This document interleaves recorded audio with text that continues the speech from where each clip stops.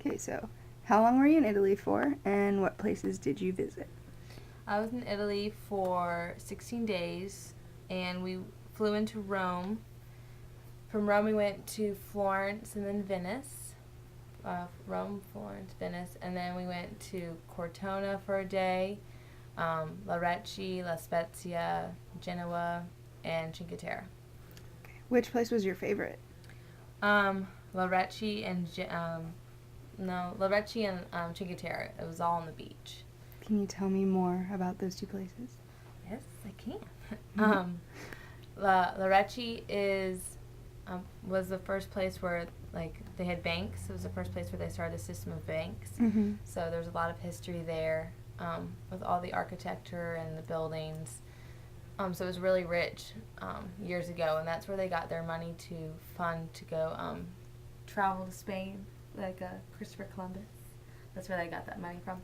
Hmm. So that was really cool to spend time there. And then Cinque Terre is like 5 little towns, or like Mm-hmm. remember those pictures, like just really big mountains, and like they look like big rocks, and they're all walkable, so you can walk to every town, every like village, and it's pretty much gorgeous. And then Cinque Terre, we went like walking from one town to the other. It's called the Bridge of Love, I think. I don't know in Italian. And you would bring a lock.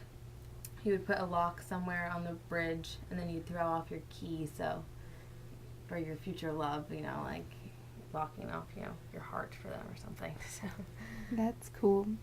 What were some differences between Italy and America that you noticed? Um, well, right off the bat, the immediate ones were my biggest one was they don't have ice in Italy.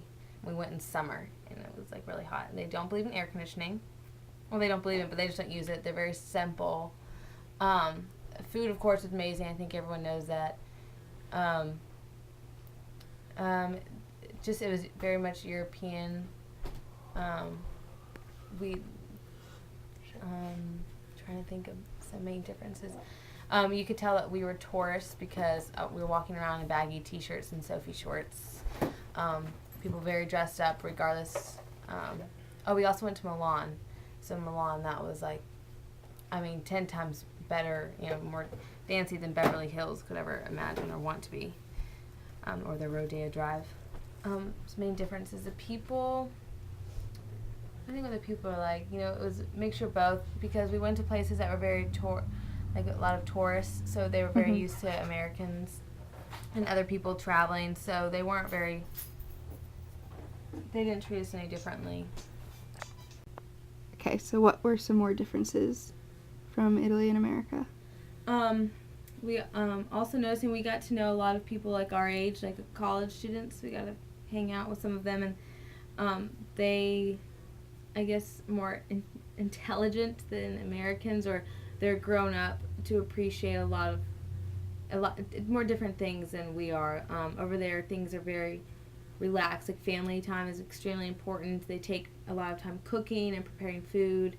If they go out, they're not going. I mean, they do go out like college students, but when they go out, we sat and they would talk to us about poetry and like politics, and I didn't really have much to contribute to the conversation over there.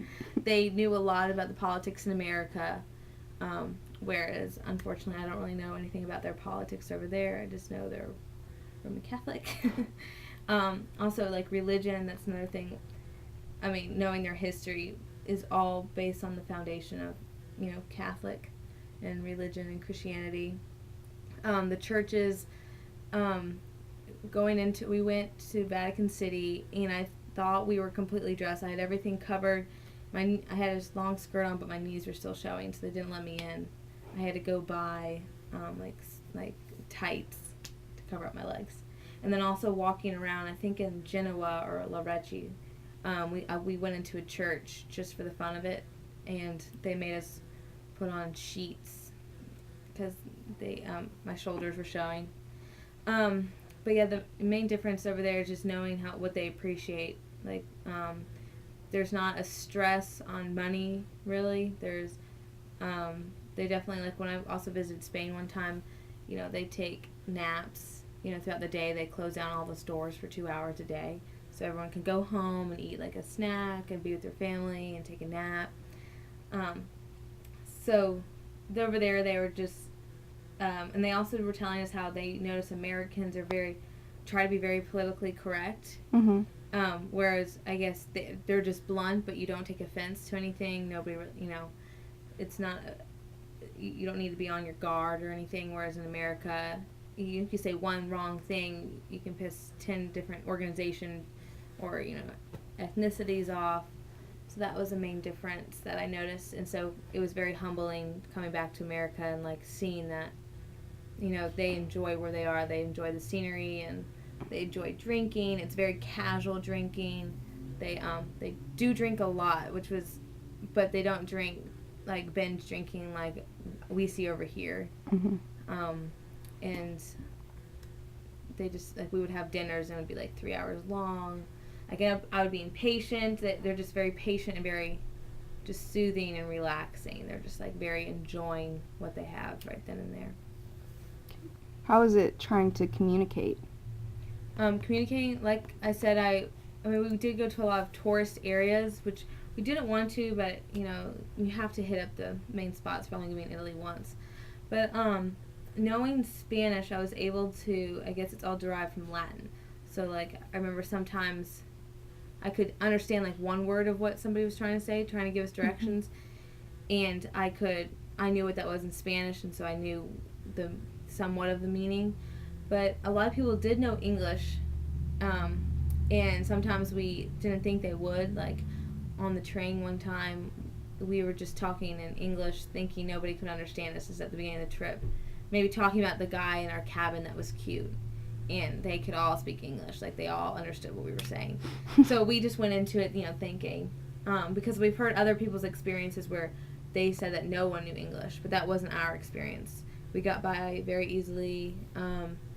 We also stayed we also went to Rome at the end of the trip, like to fly out of, and we stayed like at a Westin or something that we have in America, like a corporation.